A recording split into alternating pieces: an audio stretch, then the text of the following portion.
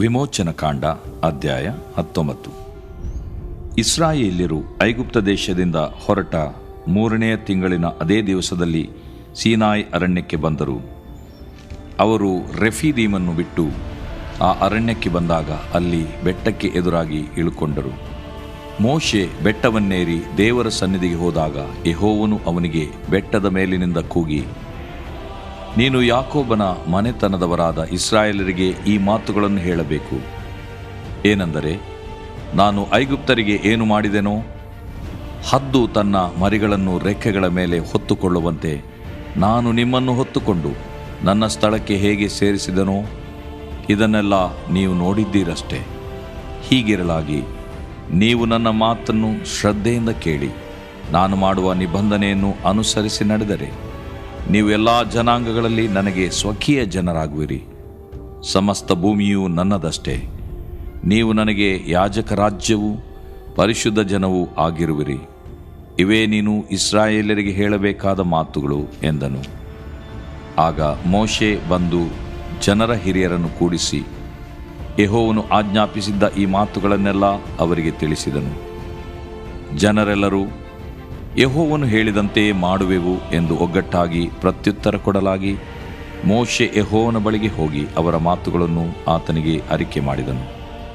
ಯೆಹೋವನು ಮೋಶೆಗೆ, ಇಗೋ, ನಾನು ನಿನ್ನ ಸಂಗಡ ಮಾತಾಡುವಾಗ ಜನರು ಕೇಳಿ ಯಾವಾಗಲೂ ನಿನ್ನನ್ನು ನಂಬುವಂತೆ ನಾನು ಕಾರ್ಮುಗಿಲಲ್ಲಿ ನಿನ್ನ ಬಳಿಗೆ ಬರುವೆನು ಎಂದು ಹೇಳಿದನು. ಮೋಶೆ ಜನರ ಮಾತುಗಳನ್ನು ಯೆಹೋವನಿಗೆ ಅರಿಕೆ ಮಾಡಲಾಗಿ ಯೆಹೋವನು ಅವನಿಗೆ ಹೇಳಿದ್ದೇನೆಂದರೆ, ನೀನು ಜನರ ಬಳಿಗೆ ಹೋಗಿ ಈ ಹೊತ್ತು ನಾಳೆ ಅವರನ್ನು ಪರಿಶುದ್ಧಗೊಳಿಸು. ಅವರು ತಮ್ಮ ಬಟ್ಟೆಗಳನ್ನು ಮಡಿ ಮಾಡಿಕೊಂಡು 3ನೇ ದಿನದಲ್ಲಿ ಸಿದ್ಧರಾಗಿರಬೇಕು. 3ನೇ ದಿನದಲ್ಲಿ ಯೆಹೋವನು ಸಮಸ್ತ ಜನರಿಗೂ ಪ್ರತ್ಯಕ್ಷನಾಗಿ ಸೀನಾಯಿ ಬೆಟ್ಟದ ಮೇಲಕ್ಕೆ ಇಳಿದು ಬರುವನು. ಜನರು ಹತ್ತಿರಬಾರದಂತೆ ನೀನು ಬೆಟ್ಟದ ಸುತ್ತಲೂ ಮೇರೆಯನ್ನು ಮಾಡಿಸಿ ಜನರಿಗೆ, ಎಚ್ಚರಿಕೆಯಾಗಿರ್ರಿ, ನೀವು ಈ ಬೆಟ್ಟವನ್ನು ಏರಲು ಕೂಡದು, ಅದರ ಅಂಚನ್ನು ಮುಟ್ಟಲು ಕೂಡದು. ಮುಟ್ಟಿದವನಿಗೆ ಅಗತ್ಯವಾಗಿ ಪ್ರಾಣಶಿಕ್ಷೆಯಾಗಬೇಕು. ಅಂಥವನನ್ನು ಯಾರೂ ಮುಟ್ಟಕೂಡದು. ಕಲ್ಲುಗಳನ್ನಾದರೂ ಬಾಣಗಳನ್ನಾದರೂ ಎಸೆದು ಅವನನ್ನು ಕೊಲ್ಲಬೇಕು. ಮನುಷ್ಯನಾಗಲಿ ಪಶುವಾಗಲಿ ಬೆಟ್ಟವನ್ನು ಮುಟ್ಟಿದರೆ ಉಳಿಯಬಾರದು. ಕೊಂಬಿನ ಧ್ವನಿ ಕೇಳಿಸಿದಾಗ ಬೆಟ್ಟದ ಸಮೀಪಕ್ಕೆ ಬರಬೇಕು ಎಂದು ಹೇಳು ಅಂದನು. ಮೋಶೆ ಬೆಟ್ಟದಿಂದ ಇಳಿದು ಜನರ ಬಳಿಗೆ ಬಂದು ಅವರನ್ನು ಪರಿಶುದ್ಧಗೊಳಿಸಿದನು. ಅವರು ತಮ್ಮ ಬಟ್ಟೆಗಳನ್ನು ಮಡಿ ಮಾಡಿಕೊಂಡರು. ಆಗ ಮೋಶೆ ಜನರಿಗೆ, 3ನೇ ದಿನದಲ್ಲಿ ಸಿದ್ಧವಾಗಿರ್ರಿ, ಯಾವ ಪುರುಷನು ಸ್ತ್ರೀ ಸಂಗ ಮಾಡಬಾರದು ಎಂದು ಹೇಳಿದನು. 3ನೇ ದಿನದಲ್ಲಿ ಸೂರ್ಯೋದಯವಾಗುವಾಗ ಆ ಬೆಟ್ಟದ ಮೇಲೆ ಗುಡುಗು, ಮಿಂಚು, ಕಾರ್ಮುಗಿಲು, ತುತ್ತೂರಿಯ ಮಹಾಧ್ವನಿಯೂ ಉಂಟಾಗಲು ಪಾಳೆಯದಲ್ಲಿದ್ದ ಜನರೆಲ್ಲರೂ ನಡುಗಿದರು. ದೇವದರ್ಶನಕ್ಕಾಗಿ ಮೋಶೆ ಜನರನ್ನು ಪಾಳೆಯದ ಹೊರಕ್ಕೆ ಬರಮಾಡಲು ಅವರು ಬೆಟ್ಟದ ಬುಡದಲ್ಲಿ ನಿಂತುಕೊಂಡರು. ಯೆಹೋವನು ಬೆಂಕಿಯೊಳಗೆ ಸೀನಾಯಿ ಬೆಟ್ಟದ ಮೇಲಕ್ಕೆ ಇಳಿದು ಬಂದದರಿಂದ ಆ ಬೆಟ್ಟವೆಲ್ಲ ಹೊಗೆಯಿಂದ ಆವರಿಸಿಕೊಂಡಿತು. ಆ ಹೊಗೆ ಆವಿಗೆ ಹೊಗೆಯಂತೆ ಏರಿತು. ಅದಲ್ಲದೆ ಬೆಟ್ಟವೆಲ್ಲ ಬಹಳವಾಗಿ ಕಂಪಿಸಿತು. ತುತ್ತೂರಿಯ ಧ್ವನಿ ಹೆಚ್ಚಾಗುತ್ತಾ ಬಂದಾಗ ಮೋಶೆಯು ದೇವರ ಸಂಗಡ ಮಾತಾಡಿದನು. ಆಗ ದೇವರು ಬಾಯಿ ಮಾತಿನಿಂದ ಉತ್ತರ ಕೊಟ್ಟನು. ಯೆಹೋವನು ಸೀನಾಯಿ ಬೆಟ್ಟದ ಶಿಖರಕ್ಕೆ ಇಳಿದು ಬಂದನು. ಆತನು, ಬೆಟ್ಟದ ತುದಿಗೆ ಬಾ ಎಂದು ಮೋಶೆಯನ್ನು ಕರೆಯಲು ಅವನು ಬೆಟ್ಟವನ್ನೇರಿದನು. ಆಗ ಯೆಹೋವನು ಮೋಶೆಗೆ, ನೀನಿಳಿದು ಹೋಗಿ ಜನರನ್ನು ಎಚ್ಚರಿಸಬೇಕು. ಅವರು ನೋಡಬೇಕೆಂಬ ಆಶೆಯಿಂದ ಯೆಹೋವನ ಹತ್ತಿರಕ್ಕೆ ಮೇರೆಯನ್ನು ದಾಟಿ ಬಂದಾರು. ಹಾಗೆ ಬಂದರೆ ಬಹುಜನ ನಾಶವಾಗುವರು. ಯೆಹೋವ ಸನ್ನಿಧಿಗೆ ಸೇರುವ ಯಾಜಕರು ತಮ್ಮನ್ನು ಶುದ್ಧಪಡಿಸಿಕೊಳ್ಳಬೇಕು. ಇಲ್ಲವಾದರೆ ಅವರನ್ನು ಯೆಹೋವನು ಪಕ್ಕನೆ ಸಂಹಾರ ಮಾಡಾನು ಎಂದು ಹೇಳಿದನು. ಅದಕ್ಕೆ ಮೋಶೆ, ಸೀನಾಯಿ ಬೆಟ್ಟವನ್ನೇರುವುದಕ್ಕೆ ಜನರಿಂದಾಗದು. ಬೆಟ್ಟದ ಸುತ್ತಲೂ ಮೇರೆಯನ್ನು ಹಾಕಿ ನಿನಗಾಗಿ ಪ್ರತ್ಯೇಕಿಸಲಿಕ್ಕೆ ನೀನು ಆಜ್ಞಾಪಿಸಿದೆಯಲ್ಲ ಅಂದನು. ಯೆಹೋವನು ಅವನಿಗೆ, ನೀನು ಇಳಿದು ಹೋಗಿ ಆರೋನನನ್ನು ಕರೆದುಕೊಂಡು ಮೇಲಕ್ಕೆ ಬಾ. ಆದರೆ ಯಾಜಕರು ಜನರು ಆ ಮೇರೆಯನ್ನು ದಾಟಿ ಯೆಹೋವನ ಹತ್ತಿರ ಬರಕೂಡದು. ದಾಟಿದರೆ ಯೆಹೋವನು ಅವರನ್ನು ಪಕ್ಕನೆ ಸಂಹಾರ ಮಾಡಾನು ಎಂದು ಹೇಳಿದನು. ಮೋಶೆ ಜನರ ಬಳಿಗೆ ಇಳಿದು ಹೋಗಿ ಆ ಮಾತುಗಳನ್ನು ಅವರಿಗೆ ತಿಳಿಸಿದನು.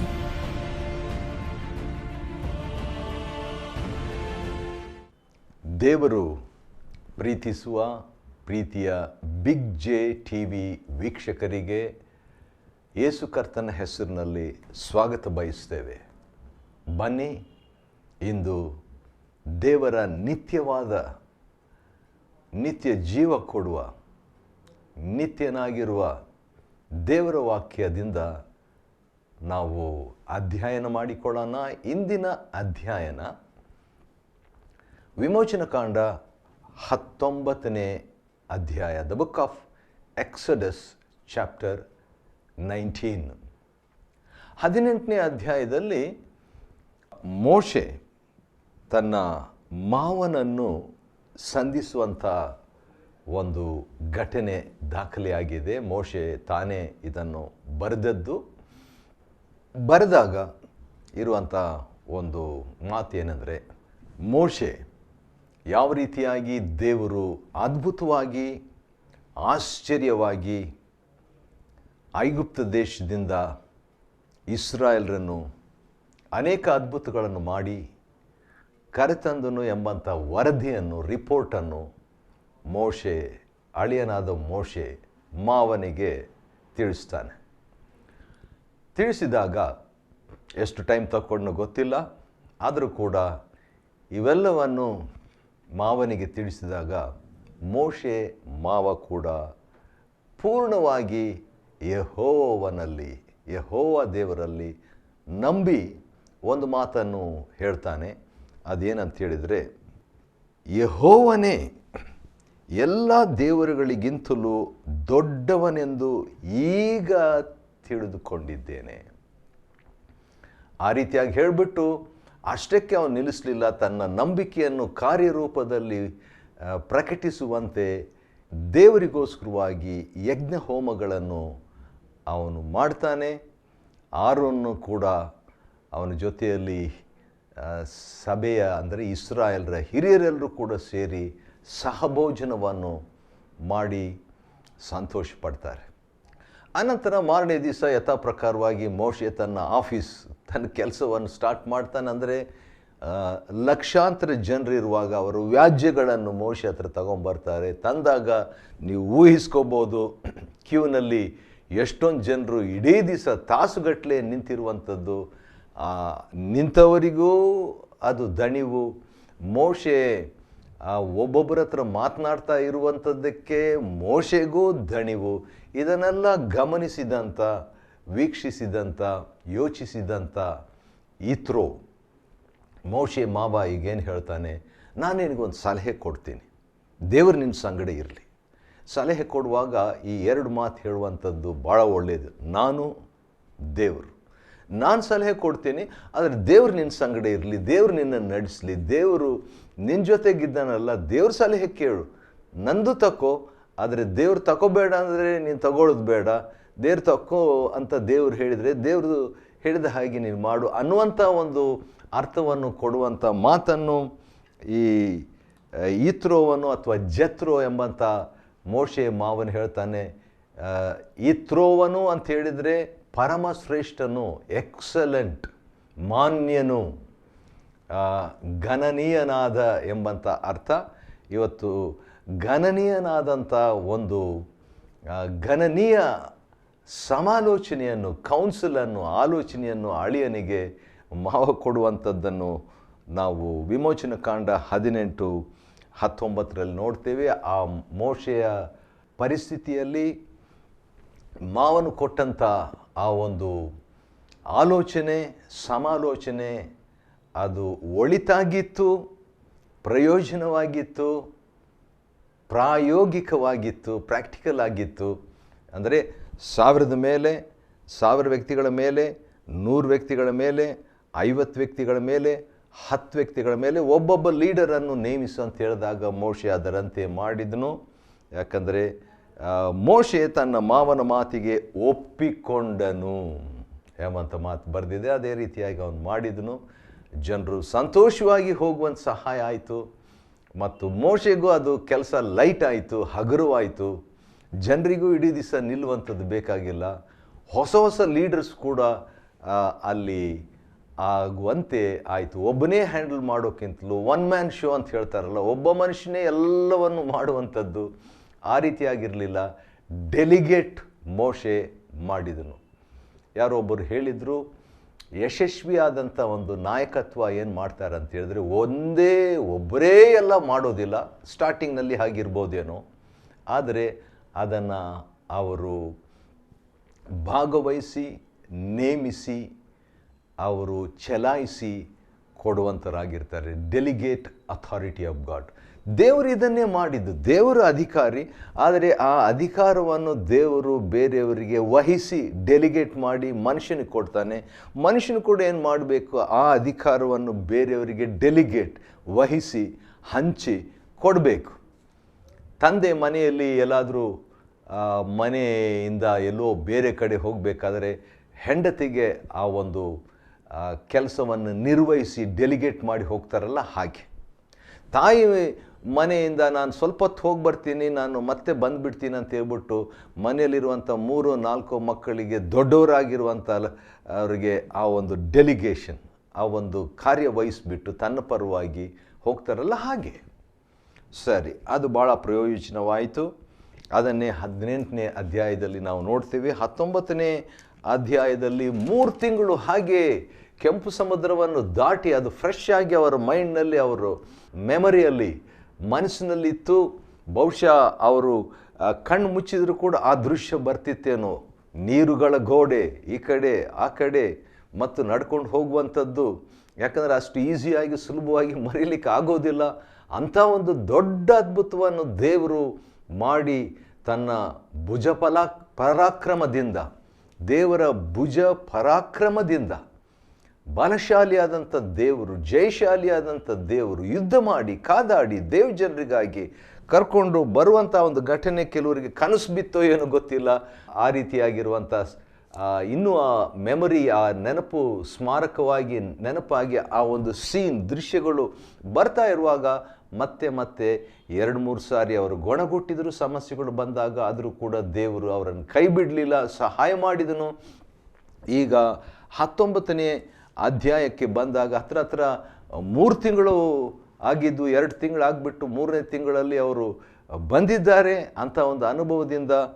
ಆಗ ಮೋಶೆ ಬೆಟ್ಟವನ್ನೇರಿ ದೇವರ ಸನ್ನಿಧಿಗೆ ಹೋದಾಗ ದೇವರು ಅವನಿಗೆ ಬೆಟ್ಟದ ಮೇಲೆಯಿಂದ ಕೂಗಿ, ಅಂದರೆ ದೇವರು ಕೂಗುವಂಥದ್ದು ಬೇಕಾಗಿಲ್ಲ, ಆದರೆ ಇಲ್ಲಿ ಅಪರೂಪವಾದ ರೀತಿಯಲ್ಲಿ ದೇವರಿಗೆ ತನ್ನ ಉದ್ವೇಗವನ್ನು ವ್ಯಕ್ತಪಡಿಸಿ, ಮಹಾದೇವರು, ದೊಡ್ಡ ದೇವರು, ಆತನು ತನ್ನ ಉದ್ವೇಗವನ್ನು ವ್ಯಕ್ತಪಡಿಸಿ ಇದು ಗಂಭೀರವಾದಂಥ ಮಾತಂತ ಹೇಳ್ಬಿಟ್ಟು ಕೂಗಿ, ಕನ್ನಡದಲ್ಲಿ ಪ್ರಥಮ ಬಾರಿಯಾಗಿ ದೇವರು ಈ ರೀತಿಯಾಗಿ ಕೂಗಿ ಹೇಳಿದನು ಅಂತ ಹೇಳ್ಬಿಟ್ಟು. ಹೌದು, ಯೋಹಾನ್ ಸುವಾರ್ತೆ 7ನೇ ಅಧ್ಯಾಯದಲ್ಲಿ ಜಾತ್ರೆಯ ಮಹಾದಿನ, ಕೊನೆಯ ದಿನ ಯೇಸು ಕೂಗಿ ಯಾವನಿಗಾದರೂ ನೀರಡಿಕೆ ಆಗಿದ್ರೆ ಅಂತ ಹೇಳ್ಬಿಟ್ಟು ಮೈಕ್ ಇರಲಿಲ್ಲ ಆ ದಿವಸಗಳಲ್ಲಿ. ಆ ರೀತಿಯಾಗಿ ಕೂಗಿ ಹೇಳಿದ್ರ ಬಗ್ಗೆ ನಾವು ನೋಡ್ತೀವಿ. ಆದರೆ ಇಲ್ಲಿ ಯೆಹೋವ ದೇವರು, ತಂದೆ ದೇವರು ಮೋಶೆಗೆ ಒಬ್ಬನೇ ಪ್ರೇಕ್ಷಕನು ಅಥವಾ ಒಬ್ಬನೇ ಆಡಿಯನ್ಸ್ ಇರುವಾಗ ವಿಮೋಚನ ಕಾಂಡ 19ನೇ ಅಧ್ಯಾಯದ 3ನೇ ವಚನದಲ್ಲಿ ಮೋಶೆಗೆ ಕೂಗಿ ಹೇಳಿದ್ದೇನೆಂದರೆ, ನೀನು ಯಾಕೋಬನ ಮನೆತನದವರಾದ ಇಸ್ರಾಯೇಲರಿಗೆ. ಆಶ್ಚರ್ಯ, ಅಬ್ರಹಾಮನು ದೊಡ್ಡ ವ್ಯಕ್ತಿ, ಇಸಾಕನು ದೊಡ್ಡ ವ್ಯಕ್ತಿ, ಆದರೆ ಇಸ್ರಾಯೇಲರಿಗೆ ಯಾಕೋಬನ ಮನೆತನದವರಾದ ಎಂಬುದಾಗಿ ಒಬ್ಬ ಮೋಸಗಾರನ ಒಂದು ರೀತಿಯಿಂದ, ಅಥವಾ ಮೋಸ ಯಾಕಂತ ಹೇಳಿದ್ರೆ ಅಣ್ಣನ ಆಶೀರ್ವಾದವನ್ನು ಮೋಸದಿಂದ ಪಡ್ಕೊಂಡವನು, ಆದರೆ ಅನಂತರ ನ್ಯಾಯದಿಂದ ದೇವರಿಂದ ಪಡ್ಕೊಂಡವನು ಯಾಕೋಬನು. ಅಂಥ ವ್ಯಕ್ತಿಯ ಹೆಸರು ಈ ದೇಶಕ್ಕೆ ಬಂದುಬಿಡ್ತು. ಯಾಕಂದರೆ ದೇವರಿಂದ ಆತನು ಹೋರಾಡಿ ಆ ಹೆಸರನ್ನು ಇನ್ನು ಮುಂದೆ ನೀನು ಯಾಕೋಬನಲ್ಲ ಇಸ್ರಾಯೇಲನಾಗಿರ್ತೀಯ ಅಂತ ಹೇಳಿದಾಗ, ಇವತ್ತಿನ ದಿವಸನೂ ಆ ದೇಶಕ್ಕೆ ಇಸ್ರಾಯೇಲ್ ಎಂಬುದಾಗಿ ಕರೆಯಲಾಗ್ತದೆ, ಇಸ್ರೇಲ್ ಎಂಬುದಾಗಿ ಕರೆಯಲಾಗ್ತದೆ.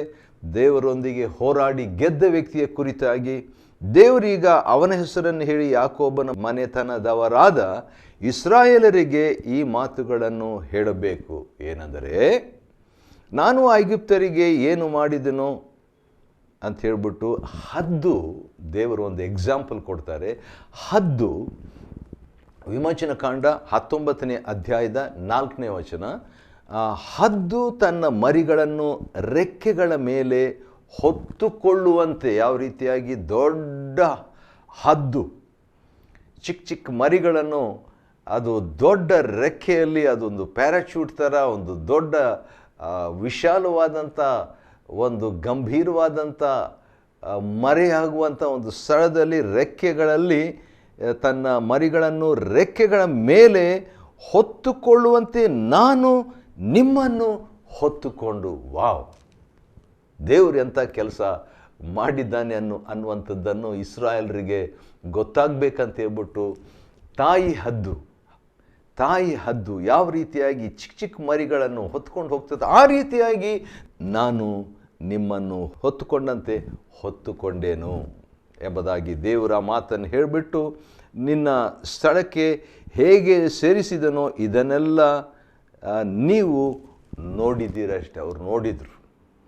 ತಾಯಿ ಹದ್ದು ಮರಿಗಳನ್ನು ಹೊತ್ತು ಪೋಷಣೆ ಮಾಡಿ ಸಂರಕ್ಷಣೆ ಮಾಡೋಕ್ಕಿಂತಲೂ ಹೆಚ್ಚಾಗಿಯೇ ದೇವರು ಮಾಡಿದನು.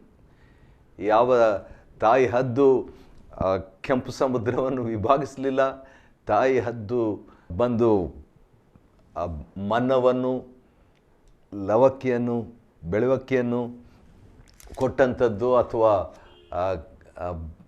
ಅಗ್ನಿಸ್ತಂಭ, ಮೇಘಸ್ತಂಭ ಇದೆಲ್ಲ ಕೊಡಲಿಕ್ಕೆ ಆಗಲ್ಲ. ಆದರೆ ದೇವರು ಇವುಗಳನ್ನೆಲ್ಲ ಕೊಟ್ಟು ಮಾಡಿದನು. ಇದನ್ನೆಲ್ಲ ನೀನು ನೋಡಿದ್ದಿ ಅಂತ ಹೇಳ್ಬಿಟ್ಟು, ಈಗ ನೀವು ನನ್ನ ಮಾತನ್ನು ಶ್ರದ್ಧೆಯಿಂದ ಕೇಳಿ ನಾನು ಮಾಡುವ ನಿಬಂಧನೆಯನ್ನು ಅನುಸರಿಸಿ ನಡೆದರೆ,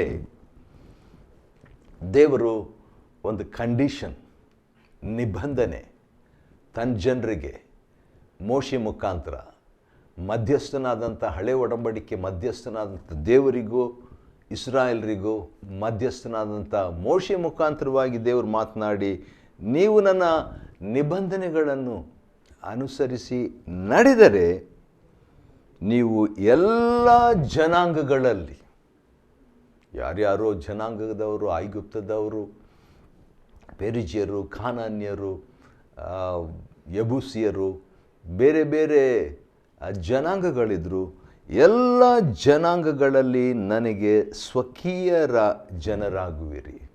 ಒಂದು ಸಾರಿ ಶತಾನಂದಯವರು ಚಿಂತಾಮಣಿಗೆ ನಾನು ಹೋಗಿದ್ದಾಗ ಇದೇ ವಾಕ್ಯವನ್ನು ಅವರು ಮಾತಾಡಿದಾಗ ಅದನ್ನು ನಾನು ರೆಕಾರ್ಡು ಮಾಡಿಕೊಂಡೆ.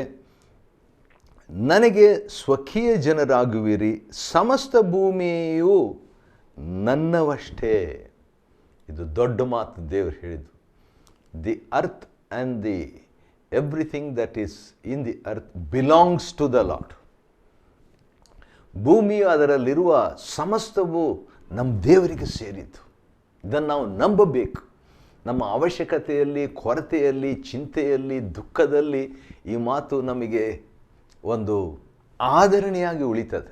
ದೇವರು ಇದ್ದಕ್ಕಿದ್ದಂತೆ ಸಮಸ್ತ ಭೂಮಿಯು ನನ್ನವಷ್ಟೇ ಎಂಬಂಥ ಮಾತನ್ನು ದೇವರು ವಿಮೋಚನ ಕಾಂಡ 19ನೇ ಅಧ್ಯಾಯದ 6ನೇ ವಚನದಲ್ಲಿ ಹೇಳಿಬಿಟ್ಟು, ನೀವು ನನಗೆ ಯಾಜಕ ರಾಜ್ಯವು,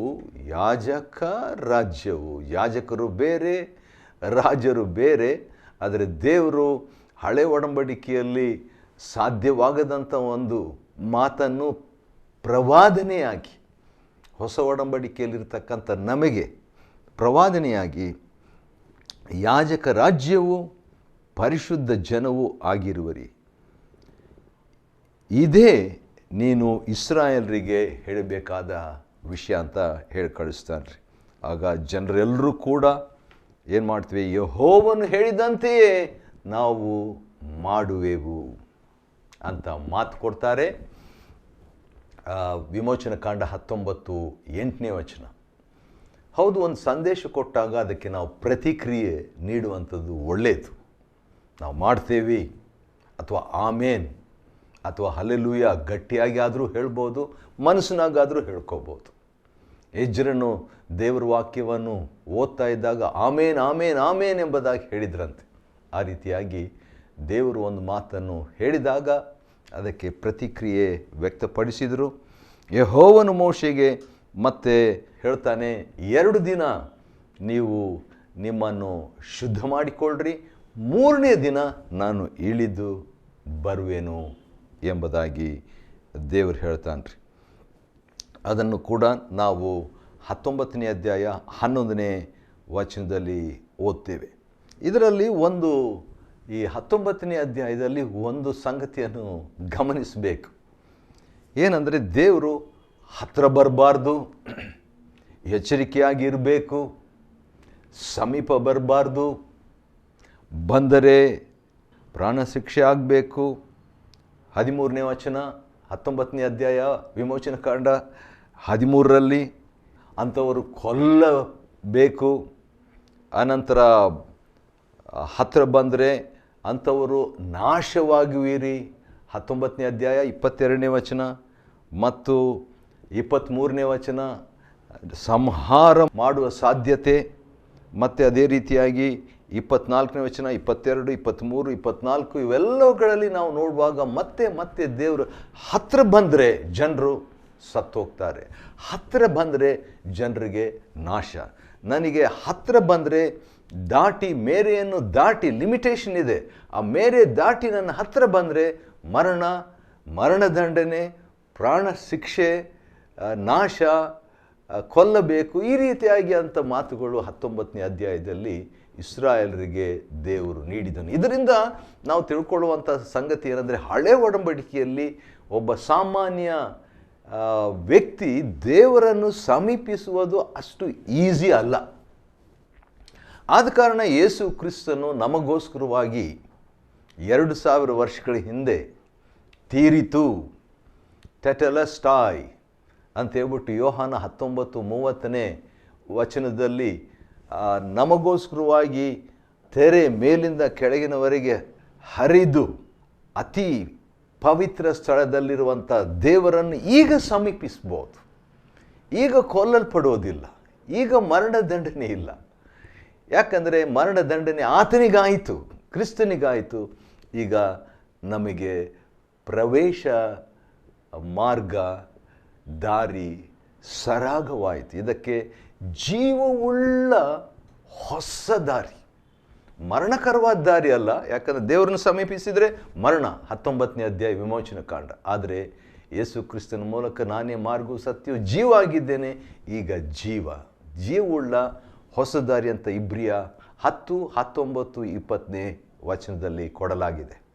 ವಿಮೋಚನಕಾಂಡ 19ನೇ ಅಧ್ಯಾಯವನ್ನು ನಾವು ನೋಡಿಕೊಂಡೆವು. 20ನೇ ಅಧ್ಯಾಯದಲ್ಲಿ ದಶಾಜ್ಞೆಗಳ ಕುರಿತಾಗಿ ಸಾಕಷ್ಟು ನಾವು ನೋಡಿಕೊಳ್ಳಲಿಕ್ಕಿದ್ದೇವೆ. 19ನೇ ಅಧ್ಯಾಯದಲ್ಲಿ ದೇವರ ಬಗ್ಗೆ ನಾವು ಸಮೀಪಿಸುವಂಥದ್ದು ಎಷ್ಟು ಕಷ್ಟಕರ ಅನ್ನುವಂಥದ್ದು ನಾವು ತಿಳಿಯುವಂತೆ ದೇವರು ಮಾಡಿದ್ದಾನೆ.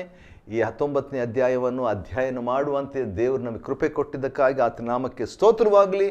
ದೇವರು ನಿಮ್ಮನ್ನು ಆಶೀರ್ವದಿಸಲಿ.